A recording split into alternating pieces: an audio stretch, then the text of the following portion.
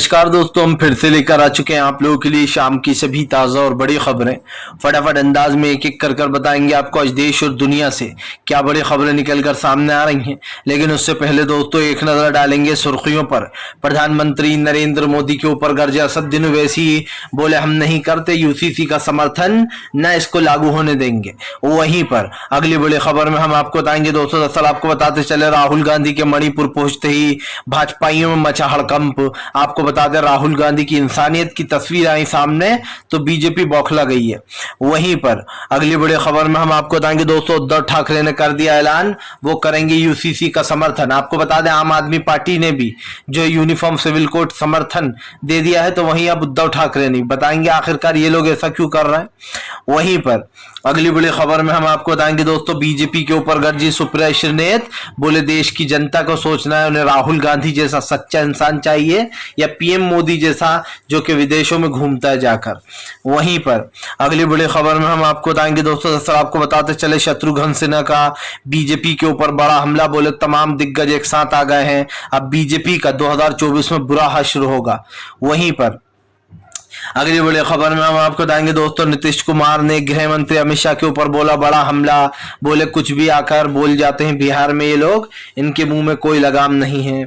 वहीं पर अगली बड़ी खबर में हम आपको बताएंगे दोस्तों, राजस्थान में गरजे अमित शाह, बोले इस बार हम 300 सीटें लाएंगे, तो अशोक गहलोत ने दे दिया मुंह तोड़ जवाब, बोले बंगाल में भी यही बोल रहे थे ये। वहीं पर अगली बड़ी खबर में हम आपको बताएंगे दोस्तों, दरअसल आपको बताते चले बीजेपी को लगा बड़ा झटका। जी हां, आपको बताते चले चंद्रशेखर रावण का योगी के ऊपर बड़ा हमला, बोले एक चंद्रशेखर मारोगे तो 10 चंद्रशेखर पैदा हो जाएंगे। वहीं पर अगली बड़ी खबर में हम आपको बताएंगे दोस्तों, सिद्दीकी कप्पन के साथी रहमान ने खोली बीजेपी की पोल, बताया कि कैसे जानबूझ के मुस्लिम होने की उन्हें मिली थी सजा सिद्दीकी कप्पन को। वहीं पर दोस्तों अगली बड़ी खबर में हम आपको बताएंगे यूसीसी बिल पर छिड़ी है रौर, जहां एक तरफ कांग्रेस ने इसको सिर्फ बकवास बताया है कि इस पर बैठ के पहले बात होना चाहिए तब यूनिफॉर्म सिविल कोड लागू हो। बताएंगे क्या कुछ है इस पर। तो तमाम खबरें दोस्तों फटाफट अंदाज में देंगे, एक एक कर देंगे।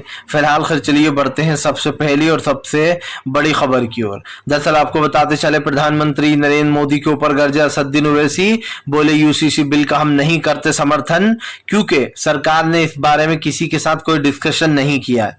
आपको बताते चले दोस्तों, देश में बहुत सारे धर्म है और हर धर्म की जो है अपनी एक मान्यता है, सबके अलग अलग रूल रेगुलेशन है, लेकिन यूसीसी बिल इस चीज को डिनाई करता है, क्योंकि यूसीसी बिल का मतलब है यानी कि यूनिफॉर्म सिविल कोड का मतलब है कि आपको देश में एक जैसा कानून को मानना ही पड़ेगा। भले ही आपका धर्म हिंदू है, मुस्लिम है, सिख है, ईसाई है, आपके कल्चर में कुछ भी होता हो देश में, आपके उसमें जात में, लेकिन आपको इस कानून के हिसाब से वो तमाम चीजें छोड़ना पड़ेंगी।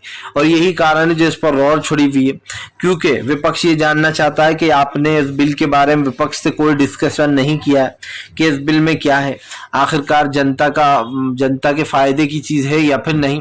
और सवाल ये भी नहीं है दोस्तों, सवाल ये है कि भारतीय जनता पार्टी इन चीजों को भूलने की कोशिश कर रही है या भुलाने की कोशिश कर रही है। आप भी जानते हैं आज देश की स्थिति काफी खराब हो चुकी है।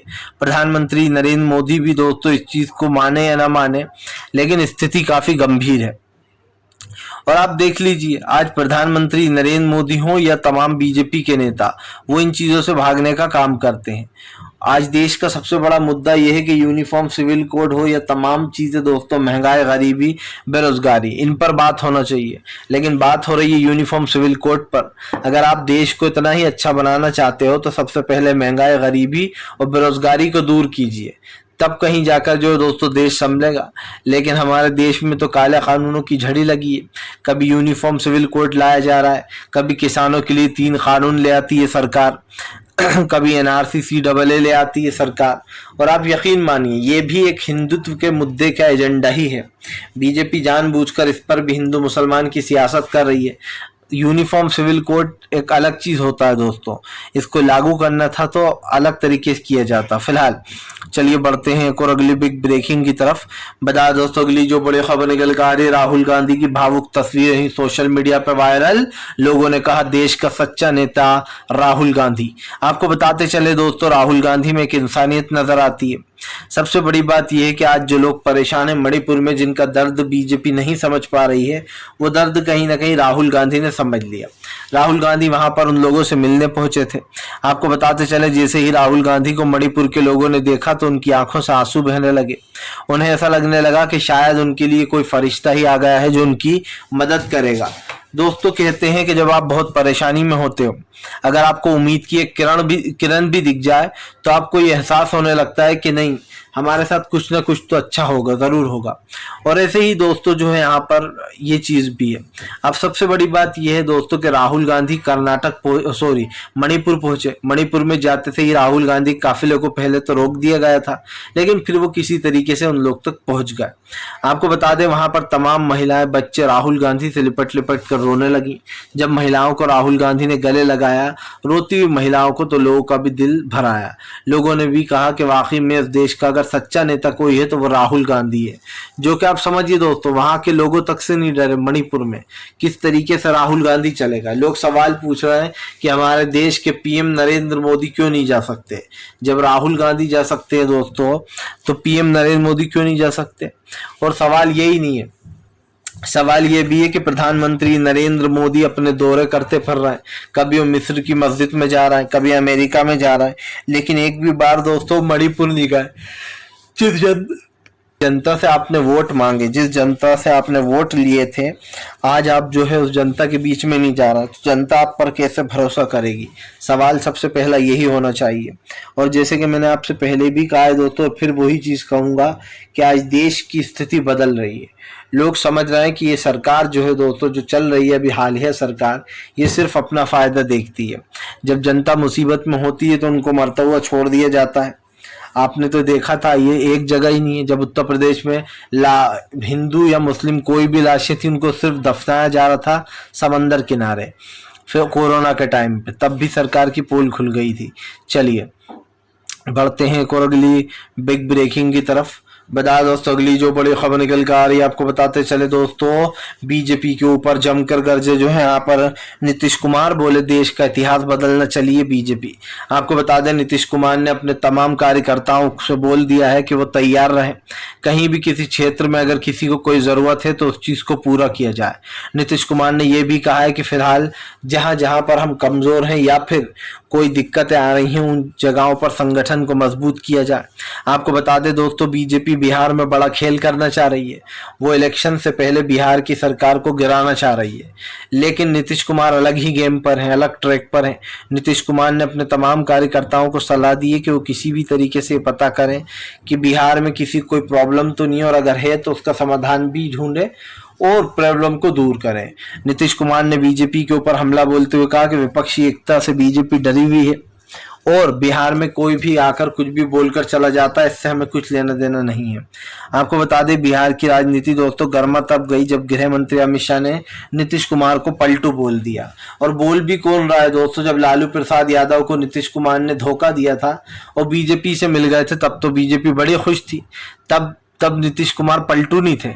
जब आप समझिए, जब बीजेपी के साथ कोई दल आ जाता है तो बीजेपी उसको देशभक्त बताने लगती है, बोलती है ये संगठन तो बहुत बड़ा देशभक्त है क्योंकि बीजेपी के साथ आ गया है। लेकिन जैसे ही कोई बीजेपी को छोड़ के जाता है तो बीजेपी तिलमिला जाती है, बीजेपी के हिसाब से वो देशद्रोही हो जाता है, धोखेबाज हो जाता है। लेकिन सवाल वही दोस्तों कि जब आप धोखा करते हो पूरी देश की जनता के साथ तो ठीक है, लेकिन अगर किसी ने जो है कुछ चीज कर ली तो ये आप भी समझते हैं कि बीजेपी को बहुत बुरा लगता है। लेकिन सवाल वही है कि फिलहाल प्रधानमंत्री नरेंद्र मोदी हों या बीजेपी के तमाम नेता, इन लोगों में दोस्तों बिल्कुल भी रत्ती भर की अकल का नाम नहीं है, क्योंकि देश की जनता परेशान हो रही है और सरकार जो है वो इधर से उधर घूमने में लगी है। चलिए बढ़ते हैं एक और अगली बिग ब्रेकिंग की तरफ। बताया दोस्तों, अगली जो बड़ी खबर निकल कर आ रही है, आपको बताते चले दोस्तों, शत्रुघ्न सिन्हा का बीजेपी के ऊपर बड़ा हमला। बोले फिलहाल तमाम विपक्ष एकजुट हो गया है, अब बीजेपी का हारना तय है। शत्रुघ्न सिन्हा ने विपक्षी एकता की तारीफ करते हुए कहा कि इस संगठन में तमाम दिग्गज लोग हैं। उन्होंने कहा कि ममता बनर्जी जो कि गेम चेंजर के नाम पर भी जानी जाती हैं, वो हैं, नीतीश कुमार जी हैं, लालू प्रसाद यादव हैं, राहुल गांधी जो कि काफी बड़े नेता बन चुके हैं दोस्तों। भारत जोड़ो यात्रा के बाद से उन्होंने उन्होंने कहा। शत्रुघ्न सिन्हा ने सबकी तारीफ करते हुए कहा कि फिलहाल आज देश में जो है हिंदू मुसलमान हो रहा है, देश में जो चीजें हो रही हैं वो देखते नहीं बनती हैं। शत्रुघ्न सिन्हा ने कहा कि ये 2024 में बीजेपी का अंत हो जाएगा, ये बीजेपी के अंत की शुरुआत हो चुकी है। दरअसल दोस्तों साफ दिखाई दे रहा है कि बीजेपी के खिलाफ कहीं ना कहीं मोर्चा खोल दिया है। और सिर्फ इतनी ही बात नहीं है, शत्रुघ्न सिन्हा ने यह साफ कह दिया कि फिलहाल बीजेपी जो है वो पूरी तरीके से अब एक्सपोज होती हुई नजर आ रही है। दरअसल दोस्तों सवाल ये नहीं है कि आखिरकार ये चल क्या रहा है, सवाल तो ये होना चाहिए कि बीजेपी को जो है इतना डर क्यों लगने लगता है चुनाव से पहले, या फिर विपक्ष कुछ करता है तो अब शत्रुघ्न सिन्हा के बयान पर भी सियासत तेज हो गई है, क्योंकि शत्रुघ्न सिन्हा ने साफ साफ कह दिया कि फिलहाल 2024 में बीजेपी सत्ता से बाहर होगी, वो सत्ता में नहीं रह पाएगी, क्योंकि यही इनकलाब अब गेम चेंज करेगा। और सवाल यही है दोस्तों कि फिलहाल देश में इस चीज़ की ज़रूरत भी है। भारतीय जनता पार्टी कुछ भी करती रहे, कुछ भी बोलती रहे, इससे कोई फर्क नहीं पड़ने वाला है, लेकिन देश की जनता जो कर रही है दोस्तों साफ दिखाई दे रहा है। पीएम नरेंद्र मोदी हो या बीजेपी के और दूसरे नेता, हर कोई दोस्तों इस वक्त जो कर रहा है उसको लेकर कहीं ना कहीं सवाल तो खड़े होते ही हैं। फिलहाल चलिए बढ़ते हैं एक और अगली बिग ब्रेकिंग की तरफ। बता दोस्तों अगली जो बड़ी खबर निकल कर आ रही है आपको बताते चले दोस्तों, उदयपुर में गृह मंत्री अमित शाह बोले इस बार गहलोत जी हम आपके सारे रिकॉर्ड तोड़ देंगे, 300 सीटें जीतेंगे। दोस्तों गृह मंत्री अमित शाह के जुमले सुन सुनकर अब लोगों को हंसी आती है, रैलियों में भीड़ नहीं आती है, लेकिन गृह मंत्री अमित शाह के जुमले वैसे ही आते हैं जो पहले से चले आ रहा है। आपको याद होगा पश्चिम बंगाल में खुद गृह मंत्री अमित शाह ने कहा था कि हम 200 से ज्यादा सीटें जीतेंगे और ममता बनर्जी 2 तारीख के दिन विदा हो जाएंगी। लेकिन दोस्तों क्या हुआ, पश्चिम बंगाल में बीजेपी की करारी हार हो गई। ये कर्नाटक गए, इन्होंने कर्नाटक में दावा किया कि हम इतनी सीटें जीतेंगे, लेकिन कर्नाटक में भी दोस्तों करारी हार हो गई। दरअसल ये बीजेपी का जुमला है, वो जहां पर भी जाती है एक जुमला देकर आती है कि देखना हम चुनाव में इतनी सीटें जीतेंगे। जैसे मध्य प्रदेश में कांग्रेस कह रही है हम 150 सीटें जीतेंगे, तो बीजेपी ने कह डाला हम 200 सीटें जीतेंगे। मतलब आप समझिए गृह मंत्री अमित शाह जहां भी जाते हैं उन्हें पता कैसे चल जाता है कि वो इतनी सीटें जीतने वाले हैं, और जब हार जाते हैं तो फिर गायब हो जाते हैं। इसी को लेकर जो है यहाँ पर सवाल पूछा गया, और सवाल भी बड़ा मस्त था कि भाई आखिरकार इन चीज़ों में जो ही गलत हो रहा है सरकार कर रही है उसको लेकर कहीं ना कहीं देश में सवाल उठे। और राजस्थान में क्या क्या हो रहा है ये सब जानते हैं दोस्तों। जुनैद और नासिर के हत्यारे चुनाव लड़ने भी पहुंच जाते हैं, लेकिन बेचारा जो भी जुनैद और नासिर के साथ हुआ था अब तक उनको इंसाफ नहीं मिला है। और कहीं ना कहीं मुझे लगता भी नहीं है दोस्तों कि बीजेपी के राज्य में उन दोनों को इंसाफ मिलने वाला है, क्योंकि आप भी जानते हैं कि मोनू मानेसर को नेपाल भगाने वाले कौन लोग हैं जो उन जैसे खूनी दरिंदों की मदद कर रहे हैं। ये बताना दोस्तों जो है ज़रूरी नहीं है, क्योंकि आप भी जानते हैं शायद कि ये सब कुछ कौन कर रहा है। फिलहाल चलिए बढ़ते हैं एक और अगली बिग ब्रेकिंग की तरफ। बता दोस्तों अगली जो बड़ी खबर निकल कर आ रही है आपको बताते चले दोस्तों, यूसीसी बिल पर उद्धव ठाकरे और दोस्तों आपको बताते चले जो है यहाँ पर समर्थन कर दिया है केजरीवाल ने और उद्धव ठाकरे ने। दरअसल दोस्तों जहां एक तरफ यूनिफॉर्म सिविल कोड पर रौर मची है, तो वहीं दूसरी तरफ अब उद्धव ठाकरे ने बीजेपी को समर्थन करने का फैसला किया है। उद्धव ठाकरे का कहना है कि बाला साहब ठाकरे चाहते थे कि देश में यूसीसी बिल आए, लेकिन दोस्तों आप समझिए उद्धव ठाकरे और अरविंद केजरीवाल ये दोनों दोस्तों बीजेपी की तरह ही काम करते हैं। उद्धव ठाकरे का इसलिए बोल रहा हूं दोस्तों क्योंकि आपको याद होगा जाते जाते उद्धव ठाकरे ने एक ऐसी फाइल पर साइन कर दिया जिसमें महाराष्ट्र के 2 मुस्लिम जगहों के नाम बदले गए, और उद्धव ठाकरे ने जाते जाते जानबूझकर उन फाइलों पे साइन करा ताकि वो ये बता सके कि देखो बीजेपी तो झूठ बोलती है, हम भी हिंदुत्ववादी हैं, हम भी हिंदुत्व को मानते हैं। और इसीलिए उन 2 जगहों के नाम बदलने वाले प्रस्ताव को वो जाते जाते सीएम पद से उतरते उतरते उनको पास कर गए थे ताकि उनका नाम हो कि इन्होंने ही जगहों का नाम बदला था। और अब आप समझ सकते हैं दोस्तों केजरीवाल और जिस तरीके से उद्धव ठाकरे यूसीसी बिल का सपोर्ट कर रहे हैं, ये ऐसा है दोस्तों कि एक भेड़ की चाल में सारे भेड़ निकल पड़े। मतलब कि बिना दोस्तों आप समझिए बिना जो है यहाँ पर कोई उसके उम्मीद के या फिर बिना पूछे ताछे काम करती है बीजेपी। और इस वक्त एक चीज तो साफ दिखाई दे रही है कि भारतीय जनता पार्टी के दोस्तों अब बड़ा झटका यहाँ पर लगने वाला है, क्योंकि देश के आने वाले जो चुनाव होंगे उसमें कहीं ना कहीं बीजेपी दोस्तों पूरी तरीके से फेल हो जाएगी। भारतीय जनता पार्टी का एक असली चेहरा जनता के सामने आ जाएगा। और ये आप भी जानते हैं कि बीजेपी दोस्तों क्या कर रही है देश में फिलहाल।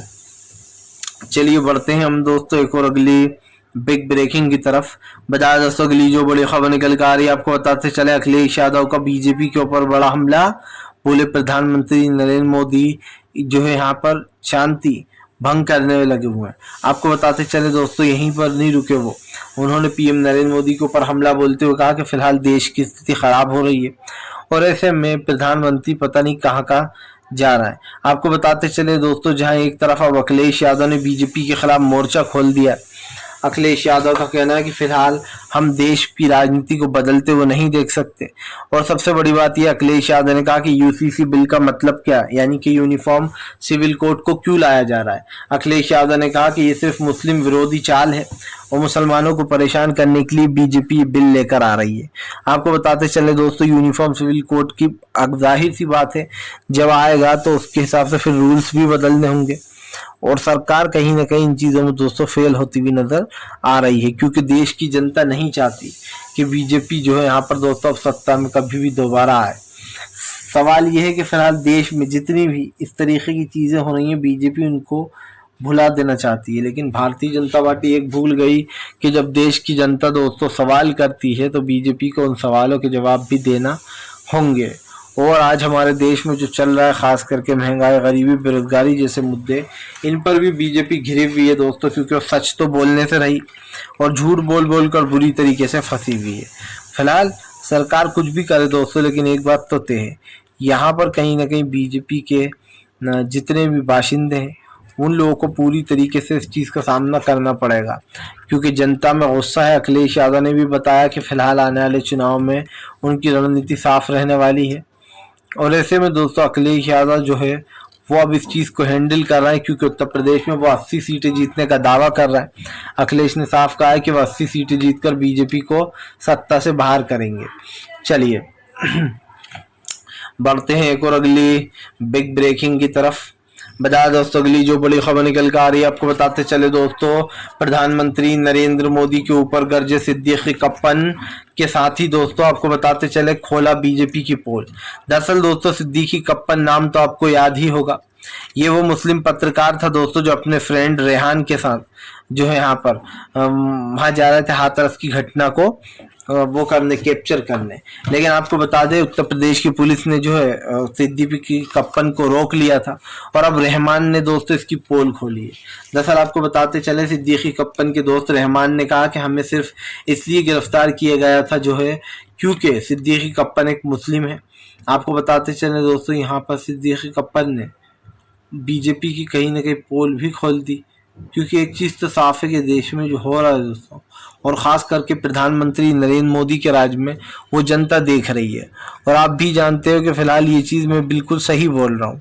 बीजेपी हर राज्य में दोस्तों नफरत फैलाने का काम कर रही है, उसके लिए हिंदू मुसलमान की राजनीति ही मायने रखती है। सवाल फिर से वही है दोस्तों कि देश में जिस तरीके की व्यवस्था चल रही है उसको लेकर कहीं ना कहीं प्रधानमंत्री घिरे हुए हैं और इसीलिए वो प्रधानमंत्री हर मुद्दे को दोस्तों भुलाने का काम कर रहा है। तो इस चीज़ में कहीं ना कहीं जनता जो है वो बीजेपी को घेरने में लगी है। और ख़ास सी बात ये भी है दोस्तों कि फिलहाल यूनिफॉर्म सिविल कोड एक बड़ा मुद्दा है। इस मुद्दे पर बीजेपी हारती हुई नजर आ रही है। इसको लेकर दोस्तों अब जनता में रोष है। आपको बता दें आने वाले समय में हमें ये भी देखने को मिल सकता है कि यूसीसी के खिलाफ लोग सड़कों पर भी हो सकते हैं और तमाम चीज़ें हैं, तमाम बड़ी चीज़ें हैं।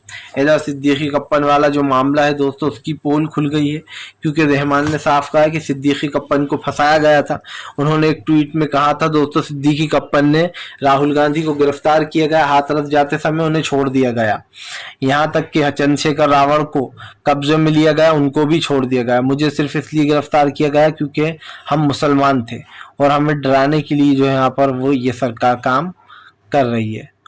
और साफ दिखाई दे रहा है दोस्तों कि फिलहाल इनकी बातों में दम